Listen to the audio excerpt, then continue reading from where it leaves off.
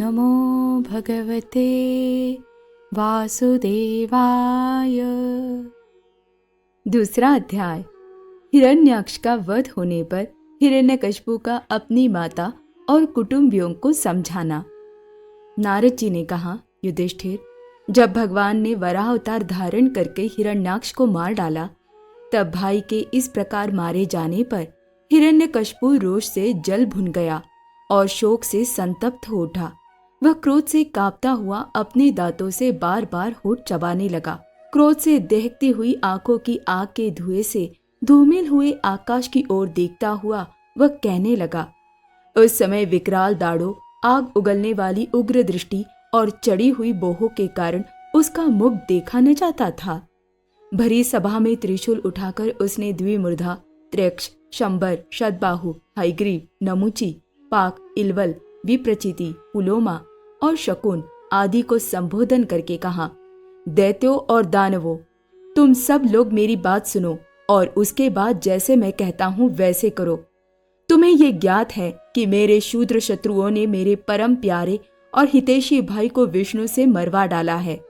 यद्यपि वह देवता और दैत्य दोनों के प्रति समान है, तथापि दौड़ धूप और अनुनय विनय करके देवताओं ने उसे अपने पक्ष में कर लिया है। ये विष्णु पहले तो बड़ा शुद्ध और निष्पक्ष था, परंतु अब माया से वराह आदि रूप धारण करने लगा है और अपने स्वभाव से च्युत हो गया है। बच्चे की तरह जो उसकी सेवा करे उसी की ओर हो जाता है। उसका चित्त स्थिर नहीं है। अब मैं अपने इस शूल से उसका गला काट डालूंगा और उसके खून की धारा से अपने रुधिर प्रेमी भाई का तर्पण करूंगा।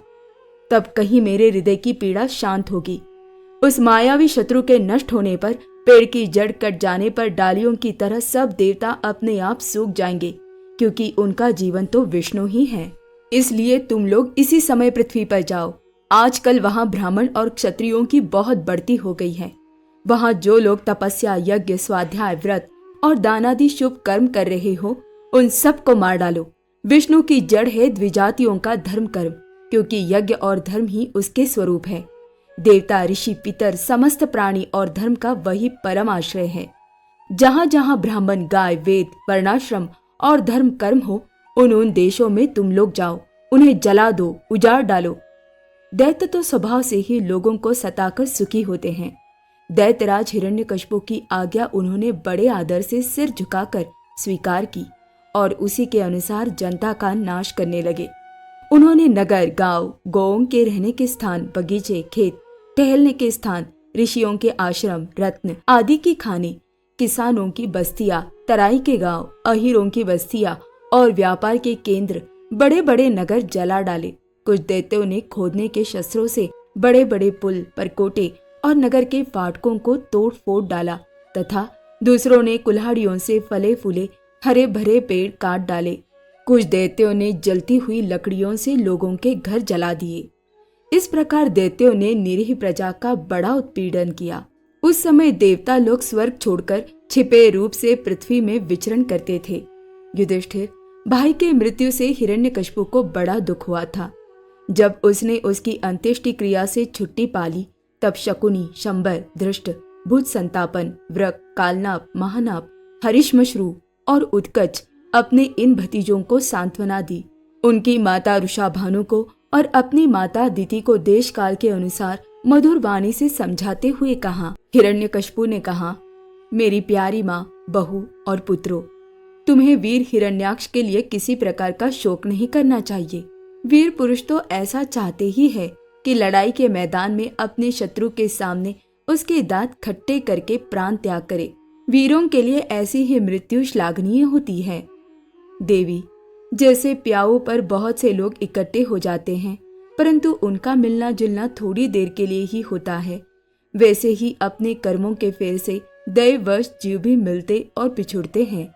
वास्तव में आत्मा नित्य, अविनाशी, शुद्ध, सर्वगत, सर्वज्ञ और देह इंद्रिय आदि से पृथक है।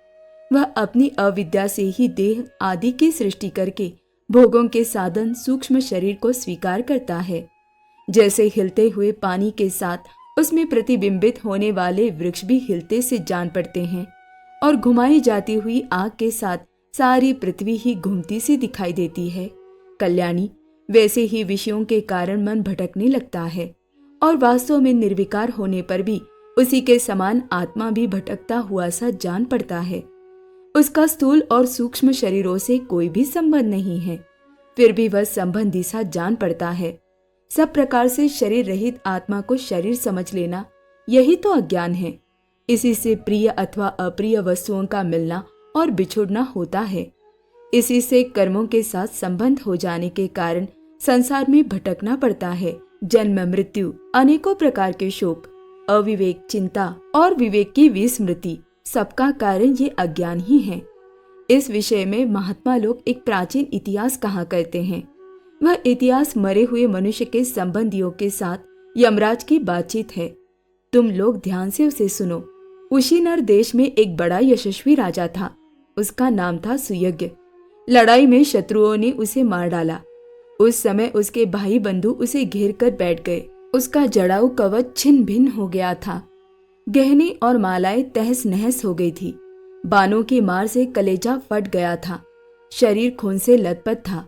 बाल बिखर गए थे। आंखें धंस गई थी। क्रोध के मारे दांतों से उसके होठ दबे हुए थे। कमल के समान मुख धूल से ढक गया था। युद्ध में उसके शस्त्र और बाहें कट गई थी। रानियों को दैववश अपने पतिदेव उशीनर नरेश की ये दशा देखकर बड़ा दुख हुआ।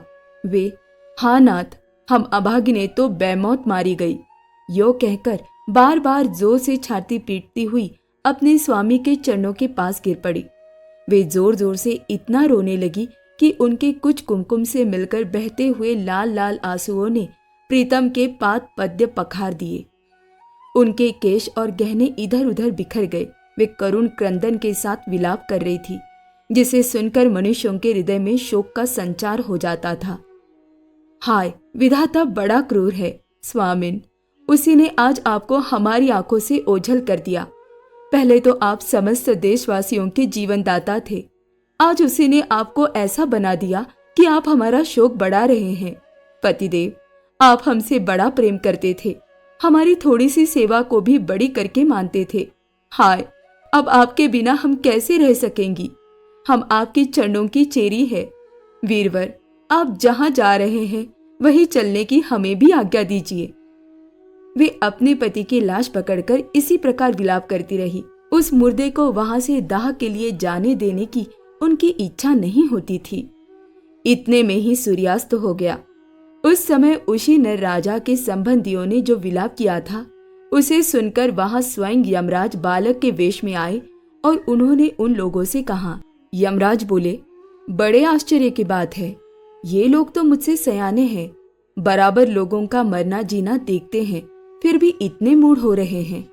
अरे, ये मनुष्य जहां से आया था वहीं चला गया। इन लोगों को भी एक न एक दिन वहीं जाना है, फिर झूठ मूठ ये लोग इतना शोक क्यों करते हैं। हम तो तुमसे लाख गुने अच्छे हैं, परम धन्य हैं, क्योंकि हमारे माँ बाप ने हमें छोड़ दिया है। हमारे शरीर में पर्याप्त बल भी नहीं है, फिर भी हमें कोई चिंता नहीं है। भेड़िए आदि हिंसक जंतु हमारा बाल भी बांका नहीं कर पाते। जिसने गर्भ में रक्षा की थी, वही इस जीवन में भी हमारी रक्षा करता रहता है।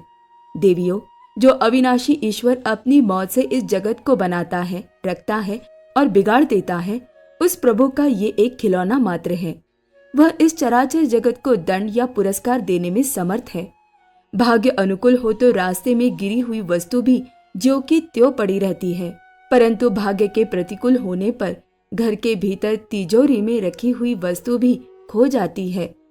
जीवन बिना किसी सहारे के देव की दया दृष्टि से जंगल में भी बहुत दिनों तक जीवित रहता है, परंतु दैव के विपरीत होने पर घर में सुरक्षित रहने पर भी मर जाता है।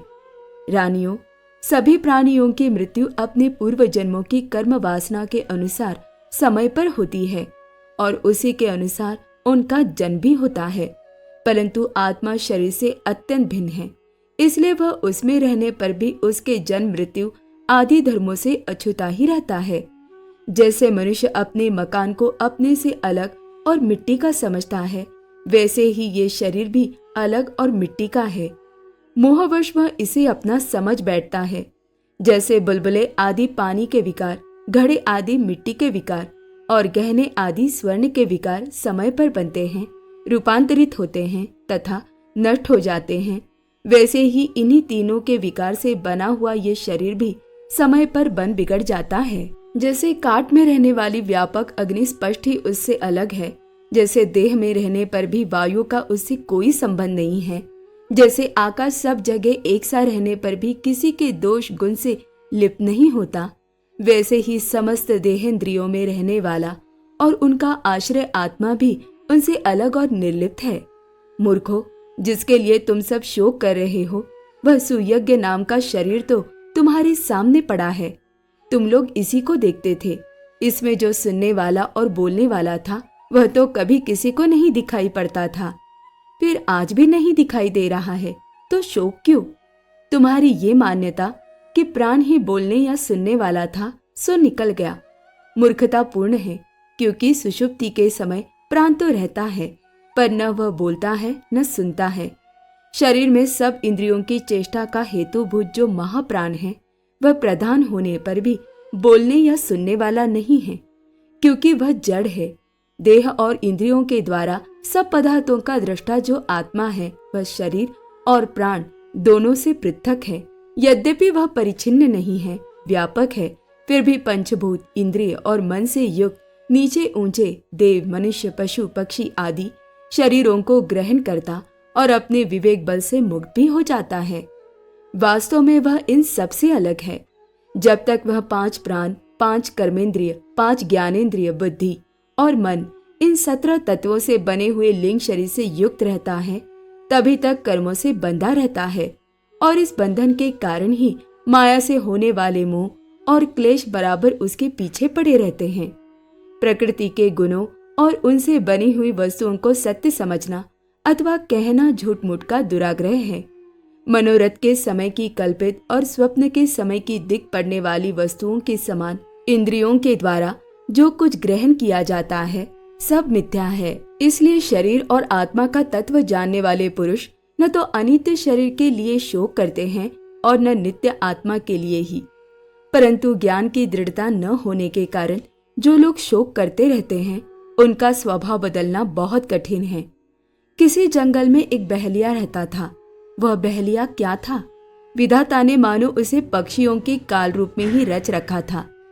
जहाँ कहीं भी वह जाल फैला देता और ललचाकर चिड़ियों को फंसा लेता। एक दिन उसने कुलिंग पक्षी के एक जोड़े को चारा चुगते देखा। उनमें से उस बहेलिये ने मादा पक्षी को तो शीघ्र ही फंसा लिया। कालवश वह जाल के फंदों में फंस गई। नर पक्षी को अपनी मादा की विपत्ति को देखकर बड़ा दुख हुआ। वह बेचारा उसे छुड़ा तो सकता न था। स्नेह से उस बेचारी के लिए विलाप करने लगा। यो तो विधाता सब कुछ कर सकता है, परंतु है वह बड़ा निर्दयी। ये मेरी सहचरी एक तो स्त्री है, दूसरे मुझ अभागे के लिए शोक करती हुई बड़ी दीनता से छटपटा रही है। इसे लेकर वह करेगा क्या? उसकी मौज हो तो मुझे ले जाए। इसके बिना मैं अपना ये अधूरा विधु जीवन जो दीनता और दुख से भरा हुआ है लेकर क्या करूंगा? अभी मेरे अभागे बच्चों के पर भी नहीं जमे हैं। स्त्री के मर जाने पर उन मातृहीन बच्चों को मैं कैसे पालूंगा? ओह, घोंसले में वे अपनी माँ की बाट देख रहे होंगे। इस तरह वह पक्षी बहुत सा विलाप करने लगा। अपनी सहचरी के वियोग से वह आतुर हो रहा था। आंसुओं के मारे उसका गला रुंध गया था। तब तक काल की प्रेरणा से पास ही छिपे हुए उस बहेलिये ने ऐसा बाण मारा कि वह भी वहीं पर लौट गया। मूर्ख रानियों, तुम्हारी भी यही दशा होने वाली है। तुम्हें अपनी मृत्यु तो दिखती नहीं और इसके लिए रो पीट रही हो। यदि तुम लोग 100 बरस तक इसी तरह शोकवश छाती पीटती रहो तो भी अब तुम इसे नहीं पा सकोगी। हिरण्यकशिपु ने कहा। उस छोटे से बालक की ऐसी ज्ञानपूर्ण बातें सुनकर सबके सब दंग रह गए। उसी नर नरेश के भाई बंधु और स्त्रियों ने ये बात समझ ली कि समस्त संसार और इसके सुख दुख अनित्य एवं मिथ्या है। यमराज ये उपाख्यान सुनाकर वही अंतर्धान हो गए। भाई बंधुओं ने भी सुयज्ञ की अंत्येष्टि क्रिया की। इसलिए तुम लोग भी अपने लिए या किसी दूसरे के लिए शोक मत करो। इस संसार में कौन अपना है और कौन अपने से भिन्न, क्या अपना है और क्या पराया। प्राणियों को अज्ञान के कारण ही ये अपने पराये का दुराग्रह हो रहा है। इस भेद बुद्धि का और कोई कारण नहीं है। नारद जी ने कहा, युधिष्ठिर, अपनी पुत्र वधू के साथ दिति ने हिरण्यकशिपु की ये बात सुनकर उसी क्षण पुत्र शोक का त्याग कर दिया और अपना चित्त परम तत्व स्वरूप परमात्मा में लगा दिया। ओम नमो भगवते वासुदेवाय।